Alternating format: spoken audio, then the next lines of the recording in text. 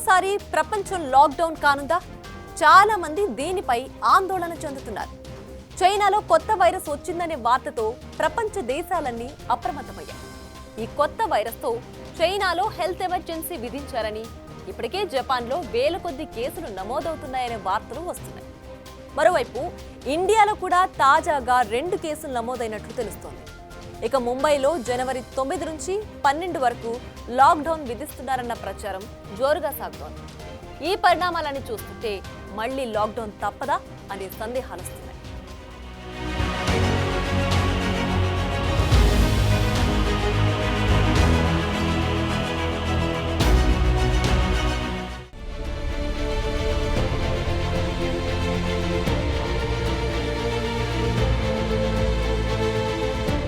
China నుండి కొత్త వైరస్లు పుట్టుకొస్తున్నాయా? మరోసారి చైనా ప్రపంచంలో అలజడి సృష్టించనుందా? ఈ అనుమానాలు ఎందుకు వస్తున్నాయంటే ప్రస్తుతం కొత్త వైరస్ ఒకటి చైనా ప్రజల్ని ఊపిరాడకుండా చేస్తుందనే వార్త ప్రచారంలో ఉంది. ఇప్పుడు సోషల్ మీడియా అంతా దీనికి సంబంధించిన సమాచారమే వైరల్ అవుతోంది. వైరస్ బారిన పడిన పేషెంట్లతో ఆస్పత్రులన్నీ కిక్కిరిసిపోతున్న ఫోటోలు, వీడియోలు చక్కర్లు కొడుతున్నాయి. ఇప్పటికే చైనా ప్రభుత్వం హెల్త్ ఎమర్జెన్సీ ప్రకటించిందనే వార్త అందర్నీ ఆందోళనకు గురిచేస్తోంది. ప్రపంచవ్యాప్తంగా కోవిడ్-19 విజృంభించిన సరిగ్గా 5 ఏళ్లకు చైనాలో కొత్త వైరస్ కలకలం సృష్టిస్తోంది. దీని పేరు హ్యూమన్ మెటాన్యూమో వైరస్ HMPV. పలు నివేదికల ప్రకారం ఈ వైరస్ అతి వేగంగా విస్తరిస్తోంది. ఈ వైరస్ కారణంగా చైనాలోని పలు చోట్ల ఇప్పటికీ హాస్పిటల్స్, శ్మశానాలు కిక్కిరిసిపోతున్నాయని అంటున్నారు. జపాన్లో కూడా వైరస్ విజృంభిస్తుందట. మరోవైపు భారత్లో తాజాగా ఈ వైరస్ కేసులు 2 నమోదయ్యాయి. 14 ఏళ్లలోపు పిల్లలకు, వృద్ధులకు ప్రమాదకరమని చెబుతున్న ఈ వైరస్ ఎందుకింత భయపెడుతుంది?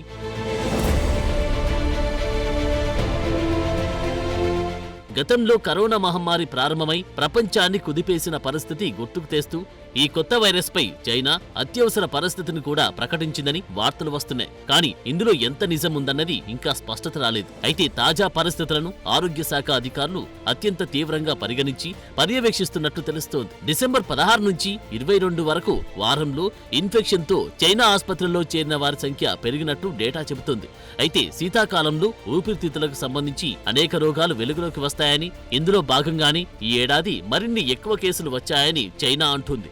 మరోవైపు చైనాలో అనేక వైరస్లు ఒకేసారి వ్యాప్తిస్తున్నాయని, వీటిల్లో influenza A, HMPV, mycoplasma pneumonia, COVID-19 ఉన్నాయని, వీటి వల్ల ఆసుపత్రులు, క్రిమేషన్ గ్రౌండ్లు కిక్కిరిసిపోతున్నట్లు, మరీ ముఖ్యంగా పిల్లల ఆసుపత్రులు రోగుల తాకిడి విపరీతంగా పెరిగిపోతుందని SARS-CoV-2 అనే X అకౌంట్ నుండి ఫోటోలను పోస్ట్ చేసింది. అలాగే న్యూమోనియా తరహా వైరస్ ని పర్యవేక్షించేందుకు కొత్త వ్యవస్థను ఏర్పాటు చేసినట్టు చైనా అధికారులు చెప్పినట్టు రాయిటర్స్ కూడా ఒక కథనం ప్రచురించింది. దీనితో ప్రపంచవ్యాప్తంగా ఆందోళనలు పెరిగాయి.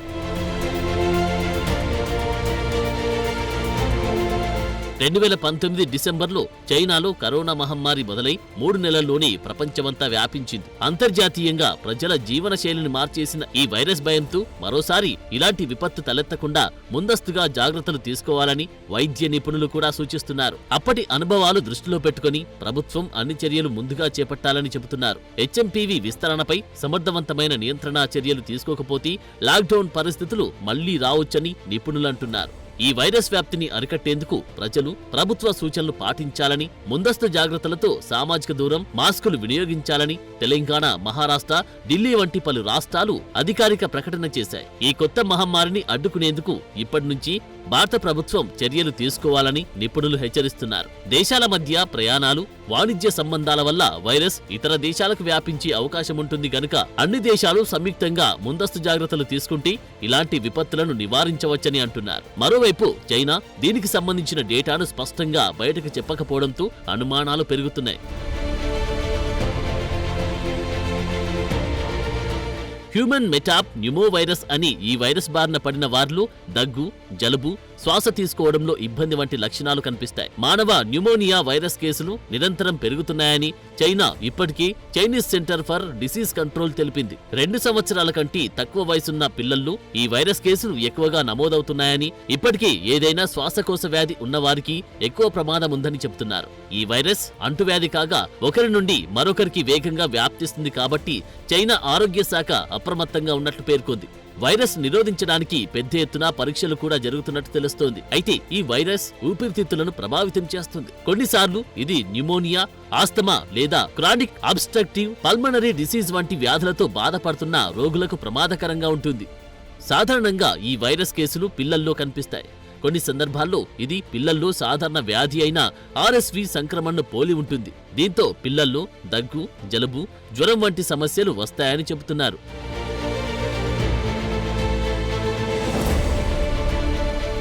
చైనాలో ప్రస్తుతం విజృంభిస్తున్న హ్యూమన్ మెటాప్ న్యూమోవైరస్ 2001లో కనుగొన్నారు.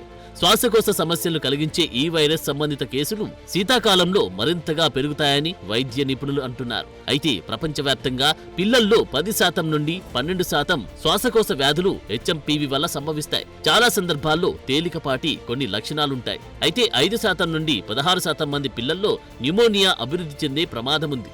న్యూమోనియా అనేది ఒక ప్రమాదకరమైన వ్యాధి. ఇది సకాలంలో నియంత్రించబడకపోతే ప్రాణాంతకం కావచ్చు. అటువంటి పరిస్థితుల్లో ఈ వైరస్ పిల్లల్లో న్యూమోనియాకు కారణమైతే వారి ఆరోగ్యంపై ప్రత్యేక శ్రద్ధ వహించాల్సి ఉంటుంది. నిజానికి మానవ మెటాప్ న్యూమోవైరస్ కు చికిత్స చేసే యాంటీవైరల్ మందుల్లేవు. చాలా మంది వ్యక్తులు కేవలం లక్షణాల ఆధారంగా చికిత్స పొందుతారు. తీవ్రంగా అనారోగ్యంగా ఉంటే ఆసుపత్రిలో చేరాలి. ఊపిరితిత్తుల సంక్రమణను నివారించడానికి వైద్యులు ఆక్సిజన్ థెరపీ మందులతో చికిత్స చేస్తారు. ఇక ఈ వైరస్ కు యాంటీబయాటిక్ ఔషధం లేకపోవడంతో కంగారు మొదలైంది.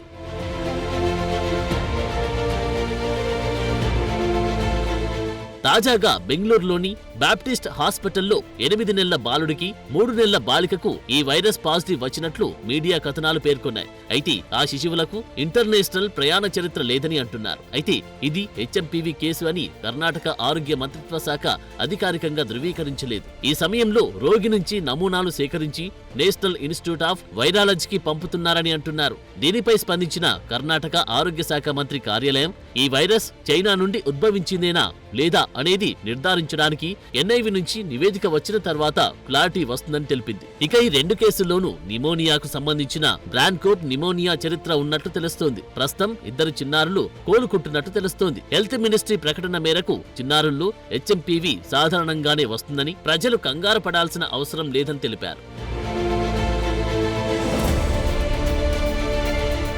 జనవరి 4వ తేదీన కేంద్ర ఆరోగ్య మంత్రిత్వ శాఖ కూడా దీనిపై ప్రకటన విడుదల చేసింది. చైనాలో వైరస్ వ్యాప్తికి సంబంధించి నిశితంగా పరిశీలిస్తున్నట్లు తెలిపారు. ఈ వైరస్ పై ICMR తో పాటు ప్రపంచ ఆరోగ్య సంస్థ కూడా ఎప్పటికప్పుడు సమాచారం ఇస్తుందని, ఏవైనా హెచ్చరికలుంటే వెంటనే జారీ చేస్తారని అన్నారు.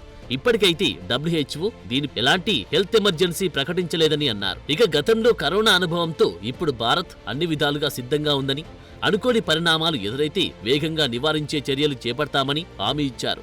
అయితే ఈ కొత్త వైరస్ వల్ల ఎలాంటి ప్రమాదం లేదని అధికారులు చెబుతున్నప్పటికీ జిత్తుల మారి చైనాను చూస్తుంటే అందరికీ అనుమానంగానే ఉంది.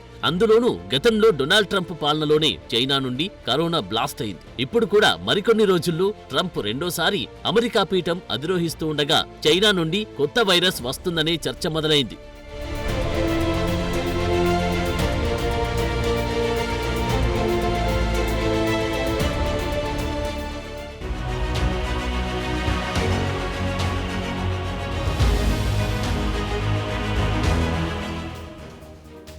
గతంలో చైనాలోని వుహాన్ నుంచి విజృంభించిన కరోనా వైరస్ ప్రపంచాన్ని అల్లకల్లోలం చేసింది.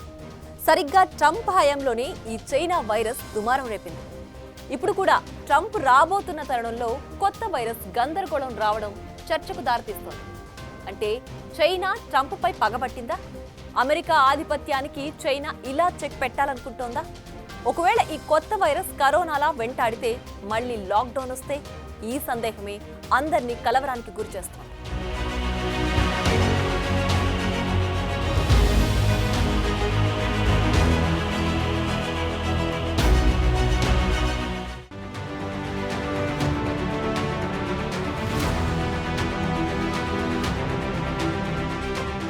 కోవిడ్-19 మహమ్మారి ఎంత పెద్ద విపత్తు తెచ్చిందో ప్రపంచం ఇంకా మర్చిపోలేదు.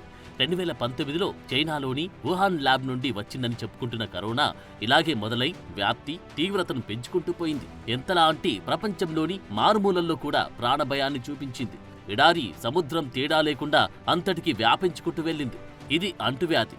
గాలి ద్వారా వ్యాపించే వ్యాధి కావడంతో లాక్డౌన్ అనివార్యమైంది. దీంతో ప్రపంచం ఆర్థికంగా ఇప్పటికీ కోలుకోలేని నష్టాన్ని అనుభవించింది.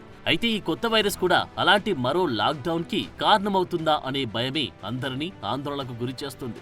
అలాంటి పరిస్థితి రాబోతుందా అంటే కాదని స్పష్టంగా చెప్పలేని పరిస్థితి. ఇక్కడ మరో అర్థం కాని విషయం ఏంటంటే 5 ఏళ్ల క్రితం వచ్చిన కరోనాకు వ్యాక్సిన్ కనుగొన్న ప్రపంచం దాదాపు కరోనా లాంటి ఈ హెచ్ఎంపీవీ వైరస్ 20 ఏళ్ల క్రితమే గుర్తించినప్పటికీ ఎందుకు వ్యాక్సిన్ కనిపెట్టలేదు? దీని వెనుక చైనా దీర్ఘకాల కుటిల వ్యూహం ఏదైనా ఉందా?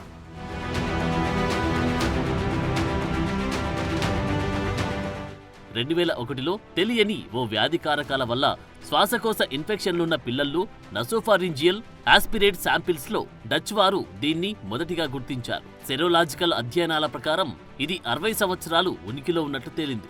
అప్పటినుంచి చిన్నారుల్ని ఎక్కువగా ప్రభావితం చేస్తున్న ఈ వ్యాధిని పూర్తిగా అరికట్టే చర్యలు ఎందుకు చేపట్టలేదు? ప్రస్తుతం చైనాలో ఈ ఫ్లూ వ్యాప్తిని ఆసియా అంతటా ఆరోగ్య నిపుణులు నిశితంగా గమనిస్తున్నారు. చైనా ఈ వైరస్ వ్యాప్తి నివారణకు కఠినమైన చర్యలను అమలు చేస్తుంది. హాంకాంగ్లో తక్కువ కేసులు నమోదయ్యాయి. జపాన్ ఆరోగ్య అధికారులు ఈ సమస్యపై వేగంగా స్పందిస్తున్నారు. జపాన్ బ్రాడ్కాస్టింగ్ కార్పొరేషన్ ప్రకారం దేశవ్యాప్తంగా 5,000 ఆసుపత్రులు, క్లినిక్లలో డిసెంబర్ 15 వరకు వారంలో 94,259 ఫ్లూ రోగులు చికిత్స కోసం చేరారు. ప్రస్తుత సీజన్లో జపాన్లో కేసుల సంఖ్య 7,18,000కు చేరుకున్నట్టు తెలుస్తోంది. మరి దీన్ని నివారించడంలో ప్రపంచ ఆరోగ్య సంస్థ గాని, చైనా గాని, ఇతర ప్రభావిత దేశాలు కాని ఎందుకు అంత సీరియస్ గా చర్యలు చేపట్టలేదు అనేది చర్చను రేకెత్తిస్తోంది.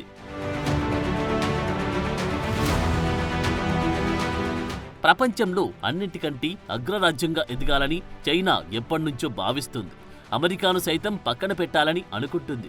అందులో భాగంగానే అనేక రకాల కుయుక్తులను పన్నుతుందనే అభిప్రాయాలు కూడా ఉన్నాయి. గ్లోబల్ మీడియా కథనాల ప్రకారం చైనా నుంచి కరోనా వైరస్ వ్యాప్తి చెందింది. ఇందులో రకరకాల వేరియంట్లు తర్వాత ప్రపంచం మీద తీవ్రంగా ప్రభావం చూపించాయి. తొలి వేరియంట్ కంటే రెండవ వేరియంట్ ప్రపంచానికి నరకం చూపించింది. లక్షల మంది ప్రాణాలు కోల్పోయారు. దిక్కులేని చావంటే ఏంటో కరోనా కళ్లకు కట్టింది. అంతిమ సంస్కారాలకు కూడా నోచుకోకుండా బలయ్యారు. నాడు చైనా దాదాపు 3 సంవత్సరాల పాటు తమ దేశంలో లాక్డౌన్ విధించింది. తమ దేశంలో ఏం జరుగుతుందో కూడా ప్రపంచానికి తెలియకుండా జాగ్రత్త పడింది. అయితే ఇప్పుడు నాటి రోజుల్ని తీసుకురావాలని చైనా ప్రయత్నిస్తుందా? అలాంటి లాక్డౌన్ ప్రపంచం మరోసారి ఎదుర్కోవాలా? ఈ సందేహాలకు స్పష్టమైన సమాధానాలు ఇప్పుడైతే చెప్పలేని పరిస్థితి. మరో కోణంలో చూస్తే నాటి కరోనా విజృంభణ కూడా డొనాల్డ్ ట్రంప్ అమెరికా ప్రెసిడెంట్ గా ఉన్నప్పుడే జరిగింది. అప్పుడు కోవిడ్తో వచ్చిన విలయానికి అగ్రరాజ్యమైన అమెరికా సైతం అతలాకుతలమైంది. కోవిడ్-19 ని చైనా చేసిన కుట్రగా పేర్కొన్న ట్రంప్ దాన్ని చైనా వైరస్ అని వ్యాఖ్యానించారు. 188 దేశాల్లో లెక్కలేనన్ని మరణాలకు చైనా కారణమైందని అన్నారు. కరోనా ప్రభావం తెలిసినప్పటికీ చైనా అంతర్జాతీయ ప్రమాణాలను ఆపలేదని, తర్వాత స్వదేశంలో కూడా తీవ్రంగా వ్యాధి వ్యాపించేలా చేసిందని ఆరోపించారు. We have waged a fierce battle against the invisible enemy, the China virus, which has claimed countless lives in 188 countries. We must hold accountable the nation which unleashed this plague onto the world, China. In the earliest days of the virus, China locked down travel domestically while allowing flights to leave China and infect the world. China condemned my travel ban on their country, even as they canceled domestic flights and locked citizens in their homes.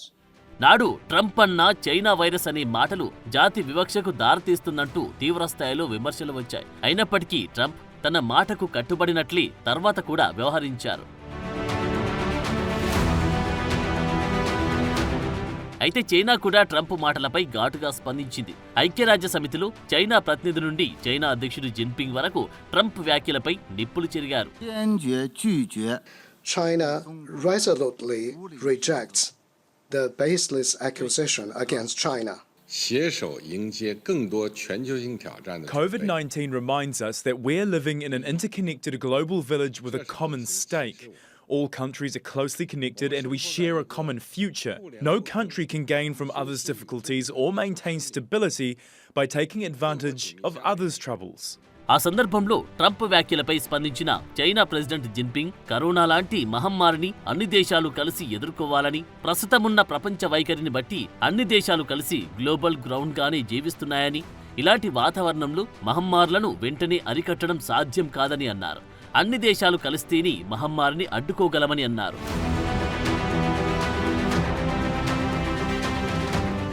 ఏది ఏమైనప్పటికీ ప్రపంచంలో ఆధిపత్యం చెలాయించడానికి America చైనాల పోటీ ఇప్పటిది కాదు. రెండో ప్రపంచ యుద్ధం తర్వాత తన శక్తిని అమెరికా ఏమాత్రం తగ్గనీయలేదు. మరోవైపు చైనా ఆర్థికంగా పీక్స్ కు వెళ్లిన తర్వాత దాన్ని కంట్రోల్ చేయడానికి అమెరికా తీవ్రంగా ప్రయత్నించింది. ట్రంప్ పాలనలో అయితే ఆ చర్యలు మరింత అధికమయ్యాయి. ఎప్పుడు లేనన్ని ఆంక్షలతో చైనా మార్కెట్ని అమెరికా అధమానికి తొక్కే ప్రయత్నాలు చేసింది. చైనా వ్యాపారాలపై ట్రంప్ కక్షగట్టినట్లు వ్యవహరించారు. అయితే కరోనా విజృంభించడంతో దాదాపు దేశాలన్నిటికీ కోలుకోలేని దెబ్బ తగిలింది. అప్పటికి ఆర్థిక కష్టాలను ఎదుర్కొంటున్న ప్రపంచం భారీ సంక్షోభంలోకి నెట్టబడింది. ఈ పరిస్థితికి చైనాపై నింద వేయడం సమంజసంగానే భావించాయి అన్ని దేశాలు. ఇప్పుడు కూడా అదే పరిస్థితి వస్తుందా అనే అనుమానాలు కలుగుతున్నాయి. ట్రంప్ రెండోసారి అమెరికా ప్రెసిడెంట్ పగ్గాలు చేపట్టబోతున్న తరుణంలో చైనా ఈ కొత్త వైరస్ ను కావాలని పెద్దగా పట్టించుకోవట్లేదా అనే సందేహాలు వస్తున్నాయి. కరోనా అంశంలో చేసినట్లు ఈ వైరస్ కూడా పెద్ద ప్రమాదకారి కాదన్నట్లు వ్యవహరిస్తుందా అనే భావన వస్తుంది.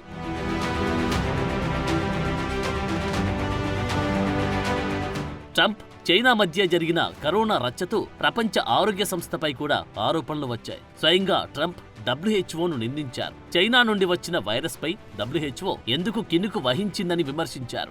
ఈ దెబ్బతో అమెరికా నుండి WHOకు నిధులు కూడా ఆపేస్తామనే స్థాయికి పంచాయతీ జరిగింది. అసలు WHO నుండి అమెరికా వైదొలుగుతుందని కూడా ట్రంప్ ప్రకటించే పరిస్థితికి వచ్చింది. ఈ నేపథ్యంలో ఇప్పుడు HMPV వైరస్ గొడవ ఎంతవరకు దారితీస్తుందో అర్థం కావట్లేదు. ఒకవైపు భారత్ లో కూడా కేసుల నెంబర్లు పెరుగుతున్నాయి. ప్రపంచవ్యాప్తంగా ఇదే పరిస్థితి కనిపించడానికి ఎంతో టైం పట్టదనే సూచనలు ఉన్నాయి. ఇదే జరిగితే మళ్లీ లాక్డౌన్ రాదని చెప్పకుండా ఉండలేం. అసలే తెలుగు రాష్ట్రాల్లో సంక్రాంతి సంబరాలకు అందరూ సిద్ధమవుతున్నారు.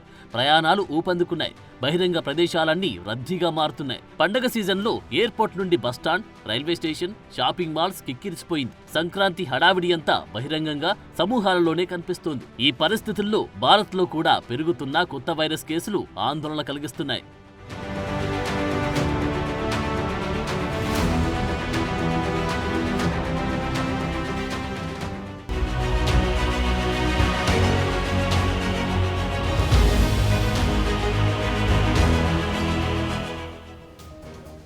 ఇప్పుడు HMPV వైరస్ మన దేశంలోకి ఆల్రెడీ ప్రవేశించింది. ఇప్పటికే 5 కేసులు నమోదైనట్లు అధికారిక ప్రకటనలు వెలువడ్డాయి. అందులోనూ ఇది శీతాకాలం, న్యూమోనియాతో బాధపడేవారు పెరిగిపోతున్నారు. ఈ నేపథ్యంలో తాజా వైరస్ ఎలాంటి విషాదానికి కారణమవుతుందో అనే భయం పట్టుకుంది. So be careful. For more videos like this, subscribe Big TV channel.